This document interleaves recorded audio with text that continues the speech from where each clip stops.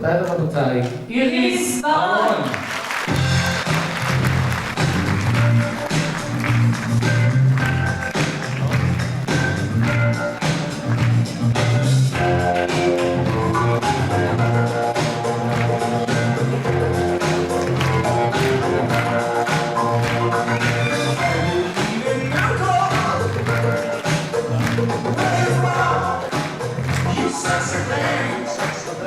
ערב טוב, שבת שלום חיפה, מה שלומכם? אתם זוכרים גברים שנה ראשונה לנישואים, נכון שגבר לא נוחר בשנה ראשונה? בהנחה שהוא לא מתחתן בגיל 60 נישואים ראשונים, נכון? הוא לא נוחר, למה הוא לא נוחר?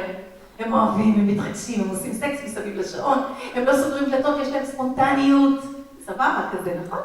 10 שנים, את במיטה, עם זובי מתה, הפילהרמונית, בגיל שוחט. זה משהו כזה.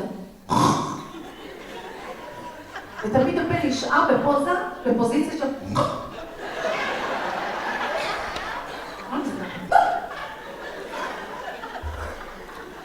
20 שנות נישואים.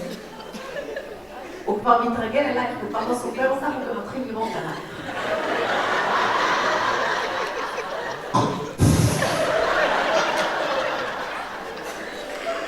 תרגישי אותי פה עם הממטרה הזאת. 30 שנות נישואים. זה הופך להיות חליל צד. הוא מתחיל את כל הסדרה וגומר בחליל. זה הולך ככה.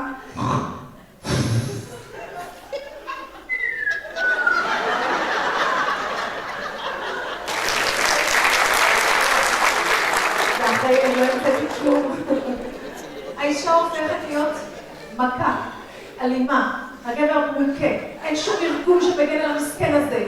גם ככה ביום שהוא מתחתן הוא מדפק קליני. ויש לה שריר, לא רצוני. היא לא עשתה שום ספורט, אבל זה עובד אוטומט. ואז כל הלילה היא אומרת לו, משה תתאפק, משה תתאפק. ואז היא מתעורר. מה קרה? מה קרה? היא אומרת לו, איז'יקו, מושיקו, לא קרה כלום. נשארה לי אוזן אחת שעוד שומעת, מיום שהתחתנו. תעשה לי טובה להתאפך, לפני שאני חונקת אותך. אז הוא מסתכל עליה בעיניים פרוטות ואומר לה, זה לא אני. איך זה מרגיז, נכון? מה זה לא אתה, מאמי? אתה רוצה להגיד לי שיש פה עוד גבר ואני גם לא מרגישה את השינוי? זה לא אני, לא אני. אומר לה, את נוחרת, נראה את עצמך, מאשימה אותי כי אני באזור. תוכיחי שזה אני, תקליטי, תוכיחי. נשים יקרות, אני פותחת את הבעיה. גברים נוחרים בעוצמות אימתניות כשהם שוכבים על הגב, על הצד זה נחלש, על הבטן זה פוסק. אבל למה על הגב זה חזק? כי הביצים סוגרות לו את הרקטום. בנות, תקשיבו לי טוב, אם אתם רוצות שלא ינחה, שחקי לו כל הלילה בוובוס. גברים, אתם מסכימים? אז מחיאות כפיים, מה אתה גברים? אני רוצה לראות את שלכם. ואם אתם מתעייפות, תקשרו לו עם חוט אמצעי למאוורר. בבוקר יהיה לך מרקו כהן. אישה אומרת לבעלה, מה, אתה יודע, אני כל כך אוהבת אותך. אפילו שאנחנו נמצאים כל כך הרבה שנים, ואני בשבילך מוכנה לזנק מעזריאלי. אני אומרת לו, מה תעשה בשבילי? הוא אומר, אני אסיע אותך לשם. אחד אמר לי שלשרוד בתוך המערכת הזוגית, הוא פשוט למד טכניקות.